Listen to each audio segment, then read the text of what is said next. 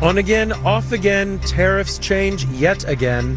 Marketplace Morning Report is supported by Progressive Insurance, helping protect a wide variety of small businesses with over 30 customizable coverage options to choose from. It's small business protection that won't break the bank. Online quotes available at progressivecommercial.com. From Marketplace, I'm Sabri Benishore, in for David Brancaccio. The U.S. and China have agreed to temporarily cut tariffs on each other's exports for 90 days. Here's U.S. Treasury Secretary Scott Bessent on CNBC. So I would imagine that in the next few weeks, we will be meeting again to get rolling on a more fulsome agreement. Bessent said neither side wants to decouple. At stake is over $500 billion worth of goods traded between the two countries and the businesses that depend on it. U.S. market futures surged after the announcement. So did Chinese markets. Marketplace's China correspondent Jennifer Pak has more from Shanghai. The move is in line with expectations of exporters and consumers in both the U.S. and China, says the Chinese Commerce Ministry.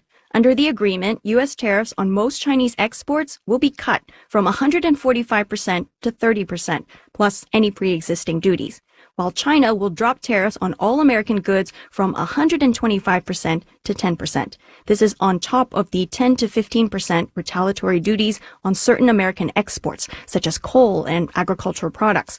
But a 90-day tariff reprieve still doesn't make it easy for businesses to plan. It takes weeks to manufacture products and even longer to ship goods. Once the products arrive on each country's shores and when tariffs are collected, businesses worry. Would the final tariffs be the same as originally budgeted? In April, Chinese exports to the U.S. dropped by 21% year on year, while American exports to China dropped 14%. The tariff reduction will start on Wednesday as trade talks continue. In Shanghai, I'm Jennifer Pak for Marketplace. The highest of the tariffs may be on pause, but tariffs themselves are still with us, and they're higher than they were at the beginning of the year. For months, businesses tried to stockpile goods before these taxes hit. So did many consumers. From Apple to Audi, consumer goods companies have been reporting rising sales. Marketplace's Kristen Schwab has more on how this rush to spend early affects household budgets down the line. David Swartz has been seeing quite a few car commercials promoting pre-tariff pricing.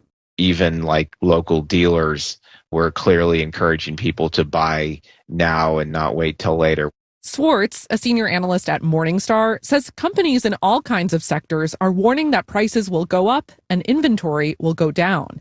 And that triggers a scarcity mindset in consumers, says Dan Blanchard at the Yale Center for Customer Insights. This idea that you need to get it before it's gone. Especially for big ticket items like electronics and appliances. Blanchard says if you're planning to buy something in the next few months, it does make sense to buy it now. But don't get too caught up in stocking up. It's easier for consumers to disproportionately focus on immediate costs and savings than it is to think about the long-term effects on their wallets. Throwing off the budget or going into credit card debt to save now could cost more down the line, especially if there's an economic downturn. I'm Kristen Schwab for Marketplace. All right, let's do the numbers. The temporary tariff rollback has sent futures soaring. Dow futures are up 2.6%. S&P futures are up more than 3%. NASDAQ futures are up 3.9%. The yield on the 10-year Treasury is at 4.46%. And Hong Kong's Hang Seng Index closed up 3%. Marketplace Morning Report is supported by Palo Alto Networks. Palo Alto Networks delivers what's next in cybersecurity innovation to protect today's digital way of life. Learn more at paloaltonetworks.com. And by This Is Uncomfortable, hosted by Rima Crace from Marketplace, talking about life and how money messes with it. New season available on podcast apps.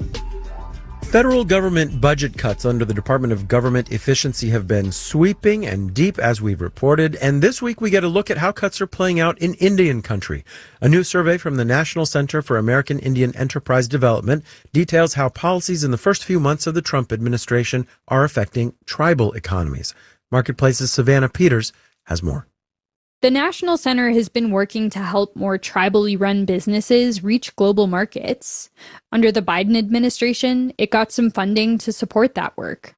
We were on a 5-year grant for our export center. We were on year 4. Year 5 was just canceled. And without really explanation, Chris James is president and CEO of the National Center. He says that cancellation came after the Trump administration slashed staff at the Minority Business Development Agency. We knew that might have been coming down the pipeline, but actually getting the notification is, it was very real. He says he's hearing from tribal leaders all around the country with similar experiences.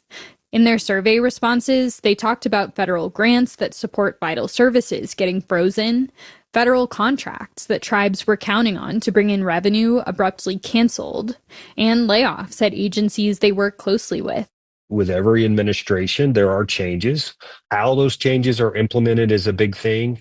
A lot of times we would like to see things done with a scalpel instead of a chainsaw. None of the tribal leaders Marketplace reached out to were willing to talk on the record in what they see as a risky political environment. Michaela Madrid is with the nonprofit Native Governance Center, which has been helping tribes navigate the change of administration. Just kind of the general theme has been chaos. One thing she's noticed, and that came up in the survey, federal funding and programs that support tribes sometimes getting swept up in Trump's anti-DEI push. That is concerning because Native nations and citizens of tribal nations are not under the diversity, equity, and inclusion umbrella. Instead, Madrid says the federal government's obligations to tribal nations are based in treaties. But this second Trump administration has offered mixed messages on how it views its relationship with tribes, says economist Randall Akey at UCLA. This uncertainty is problematic in and of itself. If the uncertainty persists, Akey says it could stall growth in tribal economies. Tribal nations and governments are going through their days without knowing whether or not something is going to change, and that changes how they plan and forecast and invest. Just like other nations, tribes aren't sure where they stand with their most important economic partner. I'm Savannah Peters for Marketplace. And in New York, I'm Sabri Ben-Achour with the Marketplace Morning Report.